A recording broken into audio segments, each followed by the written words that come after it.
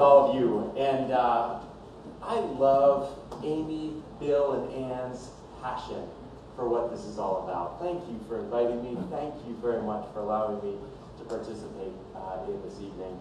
I have to be honest though, when I received this invitation, I asked my wife Laurel, I said, Laurel, I have this opportunity to go to Maryland and to speak. And she asked what was the topic. And I said it was a marriage conference. And her response was, really? Why you? Don't you love the truth in love? I mean, seriously, that is the truth in love. And really, my wife would have very good reason to say that. I thought about not too many years ago, I thought about an experience that I had. It was 2 a.m. and I woke up to hear my wife in the bathroom, and she was, this is not appropriate conversation after dinner, what's the proper way of saying, like tossing her cookies, whatever you want to call it, that's what she was doing. 2 a.m., I wake up. I went in and I said, honey, are you okay? Kind of, pat her, and she said, just leave me alone. So I thought, okay. And so I went back to bed. Because really, I mean, what can I do, right? I mean, 5 o'clock, my alarm goes off. I had to go to the airport because I was leaving on a trip. And in my mind, I was like, should I cancel the trip? Should I cancel the trip? And I started going through my mind, but if I stayed, what good would I really be able to do? We had good neighbors, we had good friends, and she said, go away. So I thought, all right. So I went to the airport, and it was snowing, and my wife was 8 months pregnant. Yeah, where were you when I was about to get on the plane? What I look back is, what in the world was I thinking? Isn't it amazing that sometimes you can be in the moment with the person that you love more than anyone else, and you can miss it? And not just miss it by a little bit, you can miss it by a long distance. And so with that as the backdrop, when I thought about this question of why in the world would I be here tonight, I can only come up with a few reasons why I am here speaking. The first thing is there needs to be another case study for why this mission is so important. Because there are people like me that need coaching. Or maybe it's because my wife needed to take the class about how to not marry a jerk. And maybe this is an advertisement for that. Maybe that is the case. Or maybe, just maybe, it's because a few years ago I had the opportunity to be involved in writing a book. And I had no idea about the application of it. What I want to share is something that I wish I learned earlier in marriage. What I'm going to share is something that I am very much not speaking from a position of authority, but I am speaking from a position where I passionately believe in what you all are doing here tonight. I passionately believe that marriage is under attack, relationships are hard, and I believe that love is worth fighting for. And so I want to share a few things that I've learned about this process. And this is a talk that I've never given before. I've talked about Mission Drift. I got to speak to the Cathy family at Chick-fil-A about this theme of Mission Drift. I got to speak to large organizations like World Vision and DC. I have never spoken about this topic in the relationship to marriage. And my guess is I'm never going to speak about it again. So this is a once and only. This is an original talk that you're going to hear once and done. So let's go big. Let's figure this out. How do we do this? So again, a little bit of the backdrop. A few years ago, I saw that what was happening within Christian ministries. I saw what was happening is that they were wandering away from the mission. And honestly, it was happening all over. I saw organizations that were founded with a clear and compelling call to share and show the love of Jesus Christ that over time forgot about the heart of who they are. It was forgetting about the heart of why they do and just focusing on the good works. And I wanted to understand, how do we make sure that's not our story?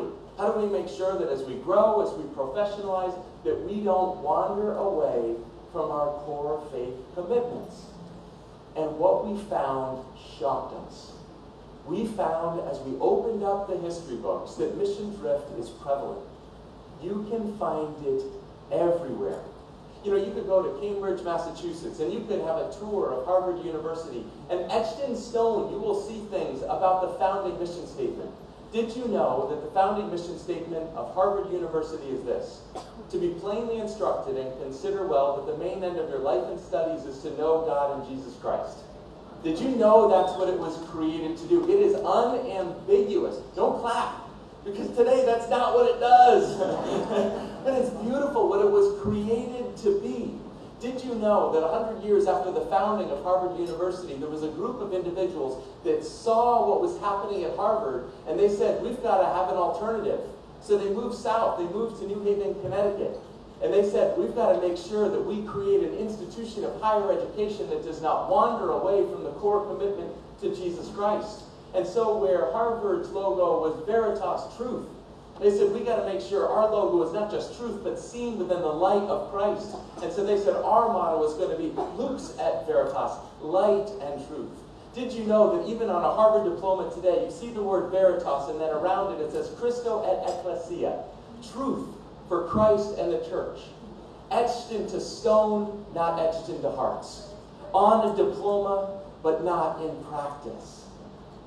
Not just higher education. Did you know that every December 25th, we celebrate Christmas, the story of Jesus? And what character, other than Jesus, is probably the most well-known character within the Christmas celebration in North America? Santa Claus. And what is Santa Claus's name originally? Saint Nicholas. Exactly. Did you know that Saint Nicholas is the patron saint of Christmas and the patron saint of pawn shops? Now, maybe you're wondering, why do pawn shops have a patron saint? And again, we go back into history and found something fascinating. Did you know that pawn shops were created to be a way of helping people in poverty? Did you know that it was created by the Franciscans? Did you know that Pope Julius II created an edict where he said, Montes Pietatis, this is a way of helping people in poverty. And so people could, at their time of need, come into the church, they could meet caring friars, they could pledge their goods, they could hold them, they could have access to capital. When they got back on their feet, they could give them back. It was financial literacy training, it was coaching, and it was all done to share and to show the love of Jesus Christ. Now, how many of you today, when you drive by a pawn shop, get a warm feeling in your heart, similar to the feeling of Christmas morning, and say, St. Nicholas must be proud of what is happening in pawn shops today? Isn't it amazing? Something that was created to share and show the love of Jesus Christ today is preying on the very people that it was created to serve. How in the world does this happen? We ended up creating two different comparison groups. We ended up finding a group of organizations and institutions that had scaled, professionalized, had done their work with excellence, and kept their core faith commitment. And we tried to answer the question, hey, what do they do differently from the organizations that drifted? And so we came up with 12. We came up with 12 themes. And this is where it gets interesting. Because when I was asked to speak on this topic tonight, I don't think I ever really thought about applying these principles to marriage. And yet the more that I looked at it, the more I realized what causes institutions, what causes schools, what causes churches, what causes charities to drift is the exact same thing that causes marriages to fall apart. Very seldom is there one moment where a relationship falls apart. Very rarely is there just one thing where there's a before story and there's after story and there's nothing leading up to it. No, I believe marriages fall apart because there is a slow process, a slow drift that is happening so slowly that unless you go to one of the trainings, you are unaware that it's happening. And when I think back at this time, I thought my marriage was pretty good. Even after I went to California, shortly after coming back to that trip, my wife sat me down. The kids were in bed. I thought it was going to be a nice evening conversation, just the two of us. And she said, Peter, I love you. And that's a great way to start a conversation. But she didn't stop there. And then she said, but Peter, I feel nothing for you anymore. Now, this is the woman I love more than any other. This is the woman that we started our marriage. Our first date was rafting down the Nile River in Uganda. We had a wonderful start. We had a Rwandan wedding. We had this wonderful, wonderful believing that God had brought us together. And here's the woman that I'm looking at saying, Peter, I love you. I'm committed to you. But right now, I feel more warm and fuzzies about a whole lot of other things than I do about you. And that's not okay. What was happening? I believe the answer is drift. Slow current of drift. And I did not have my oar in my hand, and I was not fighting against that drift. And I believe that inevitably, if you do nothing, you will drift to a place in your relationships and in what matters most that you simply don't want to go. I believe you will end up at a destination and suddenly wake up and say, how in the world did I get here? And yet you will be able to trace that back to small, seemingly inconsequential decisions that, when compounded by time, lead you to a place that is not intimacy, it is not vibrancy, it is not what this world, it is not what this community, it is not what this nation needs, it is not the foundation of solid relationships, and it happens slowly, but I believe it is inevitable if you do nothing to prevent it. So here are my top 5. Here are my top 5 ways that I believe this issue of drift can be identified, and 5 practical suggestions that maybe some of you might consider about how to prevent it. The first thing is do the hard work. The best things in life aren't easy. The best moments in life aren't easy. You don't get to the mountaintop without rolling up your sleeves and putting in a lot of work to get to that view. It doesn't just happen. You don't just get there without willingness to do the hard work. And here's the practical suggestion. If you are more focused, if you are more intentional about the way that you structure your goals, plans, priorities, and schedule at work than you are at home, drift is going to take root in your heart. I try to figure out, how do I take all of the things that I think about or hope about strategic planning, about outcomes, and how do I say, I want to have that same intentionality here. So we go through a strategic planning process to have an awesome marriage. I want to go through the same principle of saying there's intentionality, there's hard work, there's focus, there's planning, there's preparation, there's time. Don't tell my wife this, but every Sunday evening I have a calendar reminder that shows up and says, this week, what are you doing to show her that you choose and cherish her above all others? What do you do? I've got it in my calendar. I've got in my calendar reminders to get her flowers. Don't tell her this. But I need structure because that matters to me. And if something matters, you plan, you prepare, and you do the hard work. First thing, do the hard work because it's worth it. Second thought, start with the end in mind. The problem in drift is it happens slowly. The problem in drift is that we oftentimes don't know where we're going until we get there. I believe a lot of us focus on what is most urgent, what is most urgent that day, and so we neglect the things that are most important. And so one suggestion, think long term, and I want to encourage you to think really long term. I want to encourage you to think about your funeral. Isn't this like a happy, cheery message to share with you all? I thought this would be a good idea. I read an article by David Brooks, and he talked about the difference between eulogy virtues and resume virtues. Maybe some of you have read this article. But he said, have you ever noticed when someone is giving a eulogy, how many times are they talking about the accolades, the awards, the prestige, the size of the company? How often are they really talking about that? No. In a eulogy, it's the relationships. It's the small moments of kindness that no one seems to notice, and yet, in the big picture, take on incredible, incredible value. So I thought this would be a good idea at my 40th birthday. So I wrote my eulogy, and surrounded by family and friends with cake in front of me, I proceeded to say, I'd like to share a few words, and I proceeded to read my eulogy. It's a total party killer. Like, it's not a good idea to do that at a party. However, I think the place was wrong. I think the idea of doing it was right.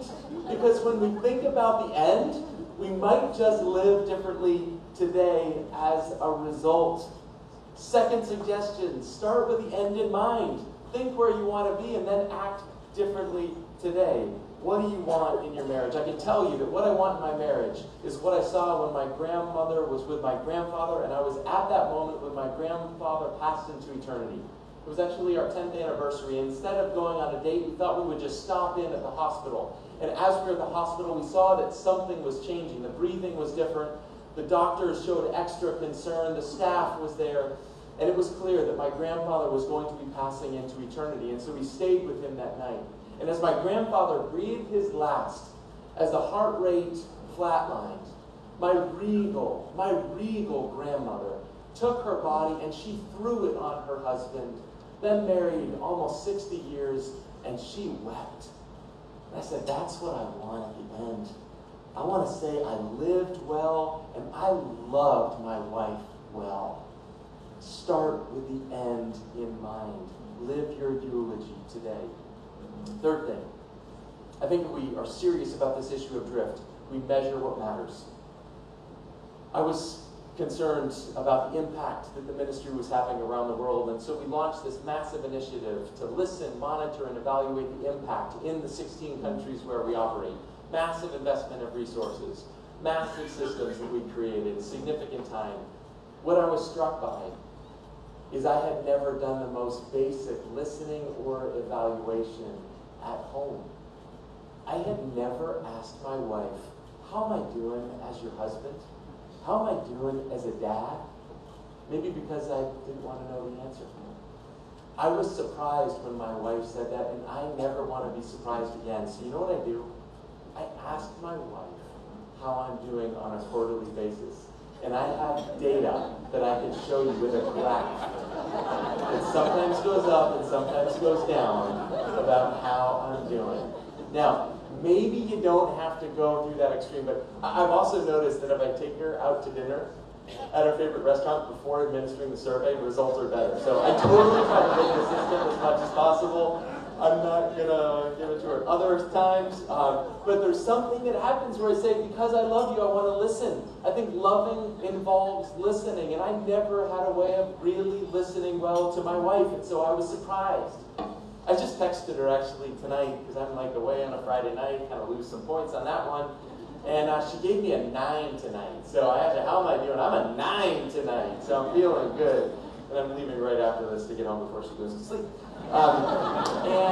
So number four, clearly communicate. I was talking to a friend recently who has a thriving ministry. The ministry is going gangbusters. And he was telling me about this new initiative that he had. He's so excited about this initiative. He's so excited about it. He told me about this new initiative. And I asked a question. I said, Joe, what does your wife think about it? It was quiet on the other end. He said, I haven't asked her yet. I haven't told her about this. There's something wrong. When he was so excited about this new initiative, and yet the person that he spends every night with didn't even know. How well do we communicate? Last, small decisions matter. When we started this process of exploring mission drift, we were trying to figure out, hey, what causes drift? Is there one thing? And we found there's not one thing. It's all of these small things. It is small decisions when compounded with time that lead to your destination. And so the final thought for all of you tonight is, hey, what are the small decisions you're going to make this weekend? Because we have choices. We have choices every day about small decisions, and they might seem inconsequential in the moment, but I can tell you when compounded by time, they determine your destination. It's your action, not your aspiration, that determines where you end up. So the question is, am I going to prioritize date night, or am I just going to respond to a few more emails? Am I going to be home at a reasonable hour, or am I going to go out again with friends? Am I going to say yes to everything, or am I going to set up some limits that are going to cap the number of nights that I'm away? Am I going to have my phone in my pocket and respond every time it vibrates, or am I going to put it in a drawer and not look at it during the evening hours? Am I going to give leftovers to my loved ones, or are they going to be a priority? It is the small decisions that we make that make a massive impact. And small decisions tonight as well. I love what is happening with the MREC. And one small decision that I love that you're going to be asked in just a few minutes is, one small decision, are you going to invest? Are you going to invest in other families? Are you going to invest in other families so they can have healthy and strong marriages? Are you going to help other marriages stay on mission? And I hope you will, because I truly believe this mission is important, and love is worth fighting for. Thanks.